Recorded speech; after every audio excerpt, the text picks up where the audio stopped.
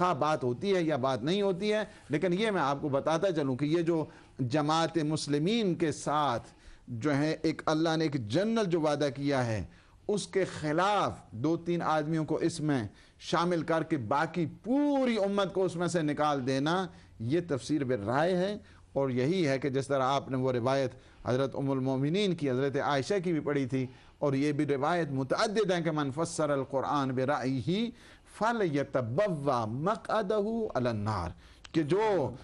یعنی تفسیر بالرائے کرتا ہے وہ اپنی جائے نشین کو، بیٹھنے کی جگہ کو آگ کے لیے تیار کر لے۔ اور یہاں پہ لیکن یہ باتیں چونکہ ابھی آنے والی ہیں، فانتظروا انی معکم من المنتظرین، چونکہ ابھی جو وہ سلسلہ ان نے کہا ہے کہ یہ سلسلہ کہ وہاں تفسیر میں یہ لکھا ہے، مجموع البیان میں یہ لکھا ہے، تفسیر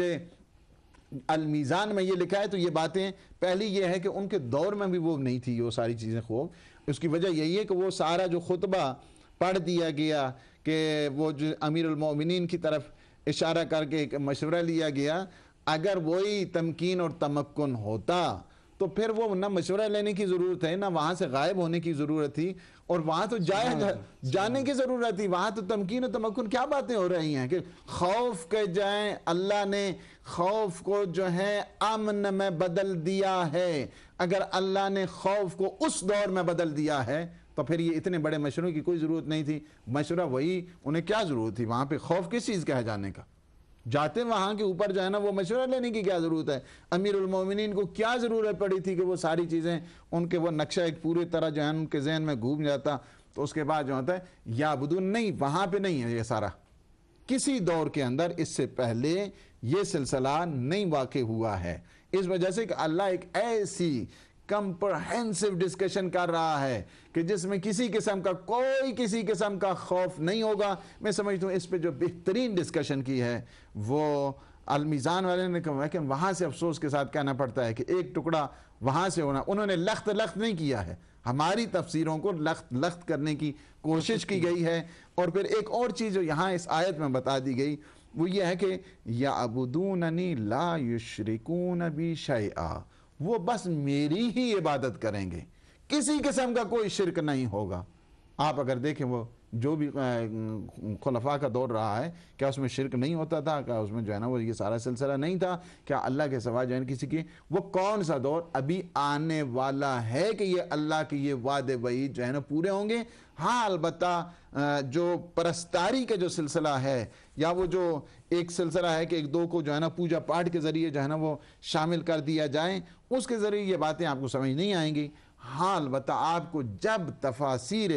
اہل بیت علیہ السلام کی طرف جائیں گے تو یہ حقیقتیں تب ہی کھلیں گی۔ وَمَنْ كَفَرَ بَعْدَ ذَلِكَ فَأُولَٰئِكَ هُمُ الْفَاسِقُونَ۔ تو یہی ہے کہ انسان اگر جب سیاق و سباق کو دیکھتا ہے، اس آیتوں کے مفاہیم کو دیکھتا ہے، معانی کے اوپر اس کی توجہ ہوتی ہے، تو یہ جمیع جو بھی اہل اسلام ہے آج اگر آپ دیکھ رہے ہیں تو یہ جزوی طور پر آج میں سمجھتا ہوں اس دور سے بھی زیادہ اس وقت بالخصوص جو یورپ میں رہنے والے ہیں یہ نویدیں زیادہ دیکھ سکتے ہیں۔ آج سے 30 سال پہلے مسلمانوں کا کیا عالم تھا، جو 40 سال پہلے آئے ہیں وہ دیکھیں، آج دیکھیں 2000 سے زیادہ مساجد، یہ اہل اللہ کو اللہ نے یہ وعدہ کیا ہے کہ انہیں اس طرح تمکین عطا فرمائے، اہل اسلام کو، اہل اللہ کو، اہل ایمان کو۔ لیکن اب بھی نہیں ہوا ہے، یہ وعدہ ابھی کمپلیٹ نہیں ہوا ہے، جزوی جاری ہے، لیکن اس دور سے کہیں بلند و بالا ہے کہ جہاں پہ سوچ سکتے تھے کہ پوری دنیا میں جو ہے اشہد ان لا الہ الا اللہ و اشہد ان محمدن رسول اللہ کی جو آذان ہے، یہ آواز ہے پوری دنیا میں اس وقت جا رہی ہے، لیکن اب بھی وہ کمپلیٹ جو اس کا ہے جزوی طور پر ضرور جو ہے نا ابھی یہ سلسلہ آگے بڑھ رہا ہے، ہاں ضرور ہوگا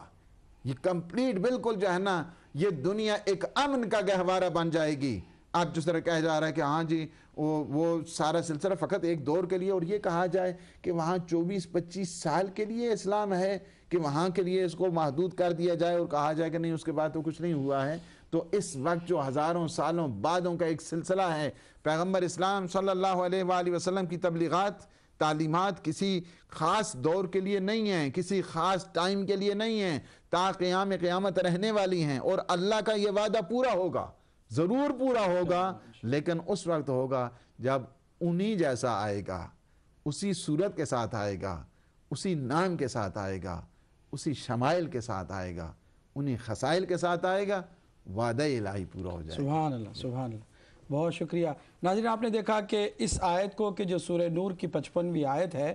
کوشش کی گئی کہ اس آیت کو بھی خلفاء ثلاثہ کے نام کر دیا جائے، جبکہ اس آیت کے اندر کوئی ایسی بات موجود نہیں ہے کہ محدود ہو، اور محدود ہونے کے ساتھ ساتھ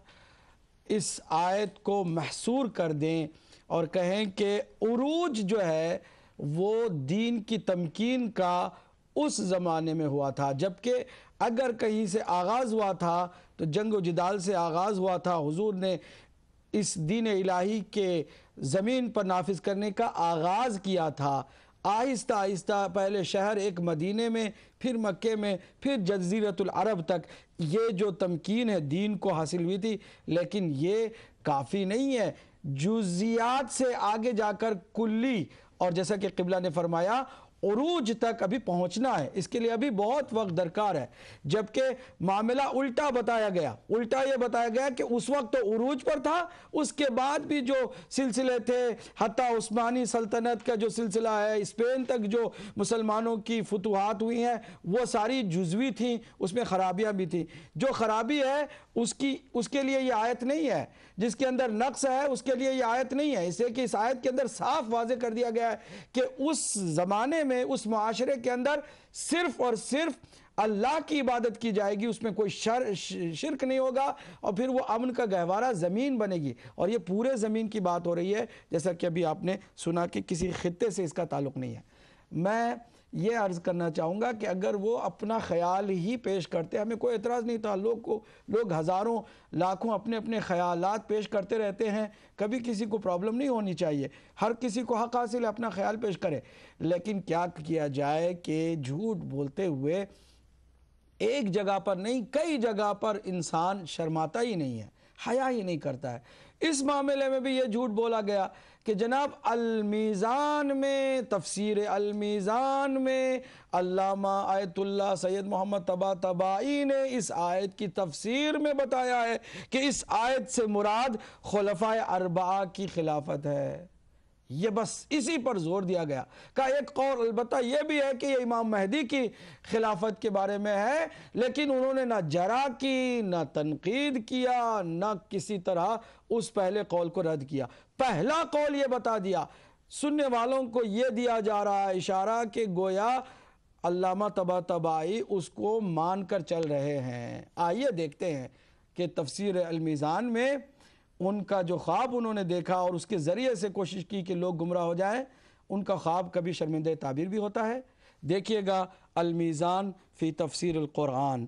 تالیف علامہ سید محمد حسین الطباطبائی۔ اس تفسیر کی آپ نے کئی بار اس کی جلد کی زیارت کی ہے، میں نے اس کو دوبارہ اس لیے دکھایا ہے کہ جہاں سے میں پڑھ رہا ہوں وہ چھپی ہے قم کے اندر۔ اب اس تفسیر کے اس سلسلے کو آپ دیکھیے گا کہ اس آیت کے اندر کیا ہے۔ جلد 15 میں صفحہ 151 سے اس آیت کی تفسیر شروع ہو جاتی ہے۔ اس میں اس آیت کے مفہوم کو پہلے جیسا کہ ابھی آپ نے سنا تشریح کہ یہ آیت جو ہے وہ ایک خاص وعدے اور خوبصورت وعدے پر مبنی ہے کہ فَالْآيَةُ عَلَى هَذَا وَعْدٌ جَمِيلٌ لِلَّذِينَ آمَنُوا وَعَمِلُوا الصَّالِحَاتِ، صاحبان ایمان اور عمل صالح بجا لانے والوں کے لیے ایک خوبصورت وعدہ ہے جو اس آیت کے اندر ہے۔ اس میں اللہ سبحانہ وتعالیٰ نے وعدہ کیا ہے کہ یہ عنقریب